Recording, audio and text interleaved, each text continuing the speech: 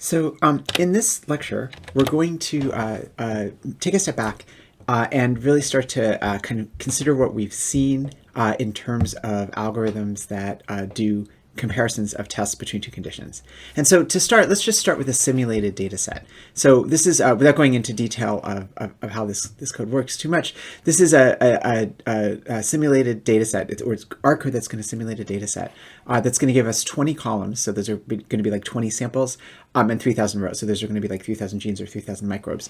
And the important thing here is that the variance, right, we're simulating the data from our norm, but the variance is going to be greater than the mean. So we're trying to simulate a data set which does not fall under the Poisson assumptions. And if you want to, you can run the simulated data set. You can go to GitHub and grab the simulated data set and run it yourself. So what we're going to end up with is some kind of spreadsheet. Again, we've got like 3,000 genes over here. We've got 20 samples over here. It's a little bit of a funny data set because the counts will creep up. We're saying that the variance is going to be equal to the mean, and both the mean and the variance are going to creep up as we go from gene 1 to gene 20,000. So it's not a very good simulated data set because the rows aren't independent of each other, but it'll be good enough for what we want to do, which is just start to really think about these different algorithms that do binary comparison. Right. And again, by definition, the mean does not equal the variance. So if I just look, so remember with our tricky R syntax, we're applying the mean here to every row, to every gene in our simulated data set, and the variance, and by design, the variance is much higher than the mean. And again, this isn't a great data set. This mean variance relationship doesn't look exactly like the mean variance relationships in real data sets, but it's simple enough just to throw this together to start to illustrate some points. So let's perform a test. Let's just arbitrarily say that the first 10 samples of this spreadsheet represent one condition, maybe people with cancer, and the next 10 rows, the next 10 columns represent another condition, maybe people without cancer. And let's just go ahead and, like you guys are doing in your homework this week, just do a t-test. Right. So here I say all p-vals t-test. Right. So I'm going to hold the t-test. And again, this is a good hint since I'm asking you to do very similar a similar calculation in the second part of this week's homework. I'm just going to I can say vals1 equals the first 10 columns of my spreadsheet. So this is going to be vector and vector out. Right, so when I say vals1 here, I'm going to end up with, so for every row in the spreadsheet, vals1 is going to be a collection of 10 numbers in this vector, which are the first 10 samples for that gene under one condition. Vals2 are the second columns under another condition, a second set of 10 numbers, right? So vals1 for the first gene is going to be samples 1 through 10, and vals2 for the first gene would be samples 11 through 20, and then we just do a t-test comparing vals1 and val2. Now, of course, as we keep saying over and over again, the null hypothesis is true in this case, so the resulting p-values are uniform. So now that I've had a chance to adjust my webcam parameters, filtering, so that I get rid of the ghostly flicker that was happening on the previous slide, we can repeat this test for the t-test on the Poisson test. Okay, so we just saw that the t-test has a uniform distribution of p-values. We can make a test instead of the t-test based on the Poisson test. Notice that the t-test is robust to the mean not being equal to the variance for each gene, because for each gene, the t-test, as we'll see, is making an independent estimate of the variance. But the Poisson test has an assumption that the mean equals the variance, so we would expect this test not to work very well. Right. So how do we set up the Poisson test? And this is similar to one of the homeworks, I think the homework that got canceled during the snowstorm this year. So we take as before, we have our 10, in this case, 5 conditions. We take our 10 conditions that are here, right? So I have my simulated data. I have my first 10 conditions as condition 1. I have my second 10 conditions as condition 2. I have my t-test p-value as before. But now for the Poisson test, I'm taking the mean of the first condition and the mean of the second condition, right? I'm going to say that the expected value is based on condition 1.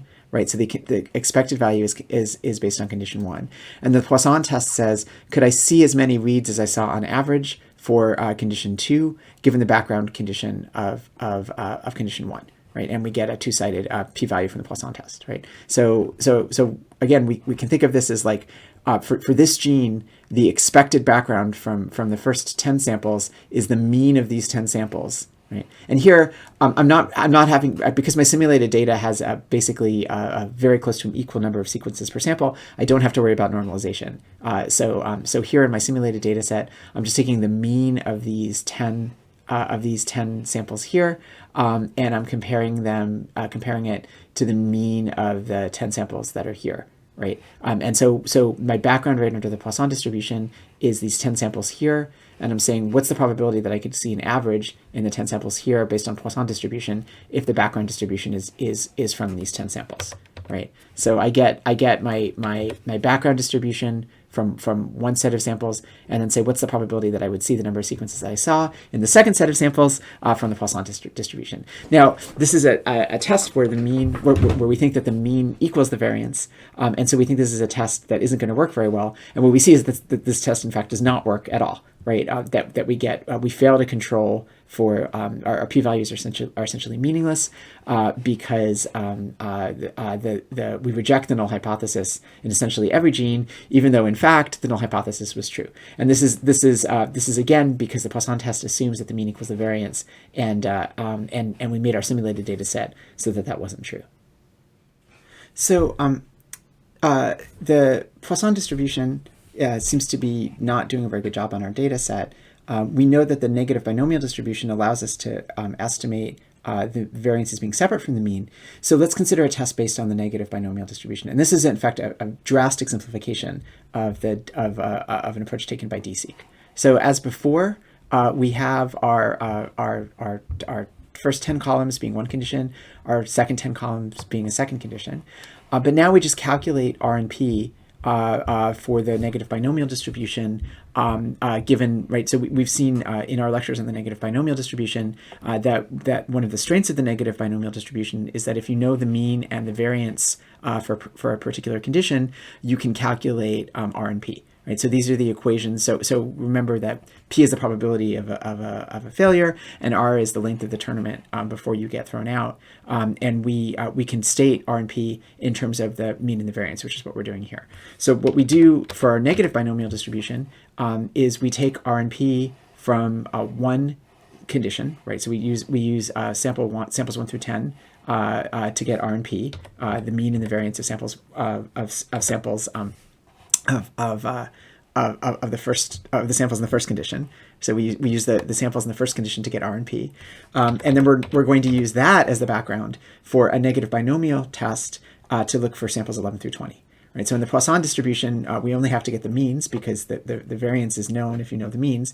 But for the negative binomial distribution, we have both the mean and the variance. We have our second parameter, which is the length of the tournament, right? We have our probability of failing and the length of the tournament. We calculate these from the mean and variance for one condition. And then we use that condition, we use that background distribution of R and P for the second condition to say, okay, what's the probability, right? If this is the length of the tournament that we got from the first condition, and this is the probability of a failure that we got from the first condition, what's the probability that we would observe as many reads as we did for the second condition? Right. So this is a test like the Poisson test, but one that has one that has parameters for both mean and variance, or in particular that allow the variance to be greater than the mean. Right. So this is a vast simplification of the way that algorithms like DeepSeek and Edge are using the negative binomial test to do inference. Now I want to have a two-sided test, so I just assume that I just again make sort of a sloppy assumption that the curve is symmetrical, and I just double the value of my p-values here. So the Poisson test got us p-values that were too big. This negative binomial distribution on our simulated data set tends the other way. It tends to yield values that are too small, p-values that are, the Poisson test gave us p-values that are too small. It exaggerated the significance of the results. The negative binomial distribution is giving us p-values that are too large. It's underemphasizing the significance of the results. So the p-values are larger than you would expect by chance. This algorithm is too conservative.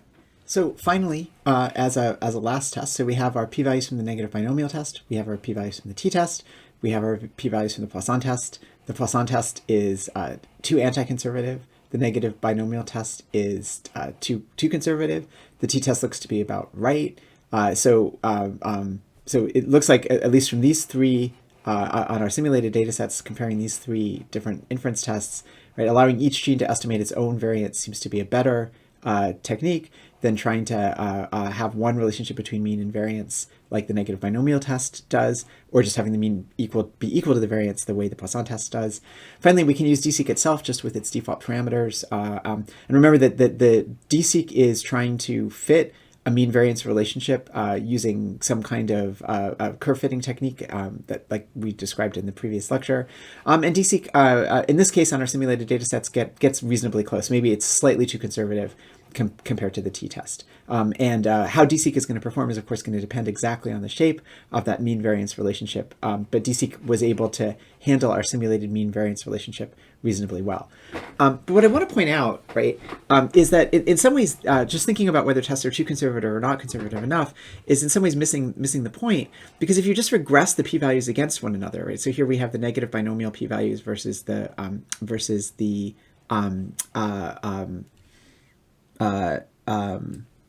DSeq p-values. Sorry, this is negative binomial p-values versus the DSeq p-values, or the negative binomial values versus the t-test p-values, right? That actually, to a first approximation, these tests more or less agree on the order, on the magnitude of the difference. That is to say, if a gene is significant, if a gene is among the most significant genes under one test, it's among the most significant genes on another test. And really, where these tests tend to disagree is on the scale on the y-axis. Right, so they more or less agree on the ranking of how significant the genes are. So if you were just to say, what is the order of the spreadsheet when I rank the genes by significance, the different statistical tests agree on that ranking. Where they disagree is the magnitude of the difference. How much significance, how small is the p-value for a gene that is among the most highly ranked genes, right? So the t-test is remember, the negative binomial test is too conservative, right? So the t-test has says the p-values are generally smaller than the negative binomial test, but they generally agree on which genes are the most significantly ranked. Right. So these genes are ranked less significantly. These genes are ranked more significantly, and really the difference between all of these tests is, to a first approximation, just a difference in thresholding. And this idea of how do you set the threshold for significance of genomics is not a solved problem, right? So we've talked about Fuss discovery rate, we've talked about Bonferroni correction, but really you can find arguments in the literature like this really very interesting and well-argued paper that was published in 2019, that this thresholding problem, this question of when do you decide things are really significant and when do you decide that things are not significant, is really not a solved problem in the microbiome literature. And without going into too much detail in the arguments this paper makes, the argument, this paper says that, you know, whichever technique you're using, whether you're using algorithms like DSeq2 or EdgeR, whichever algorithm you're using, it's not hard to find reasonable simulated data sets that essentially break the thresholding procedure of these algorithms. And one of the interesting points of this paper, one that I tend to agree to and will come back to often, is that while you can certainly there might be reasons you'd want to use DSeq2 or EdgeR, often the simpler tests, the t-test or the Wilcoxon test that we're going to cover shortly, often offer better performance than the more complex models. So even though we fought our way over a couple of weeks now to understand, at least somewhat superficially, how these negative binomial and Poisson tests are working, often just the good old-fashioned t-test that you learned last semester and that we'll review shortly is a really good choice for which algorithm to use.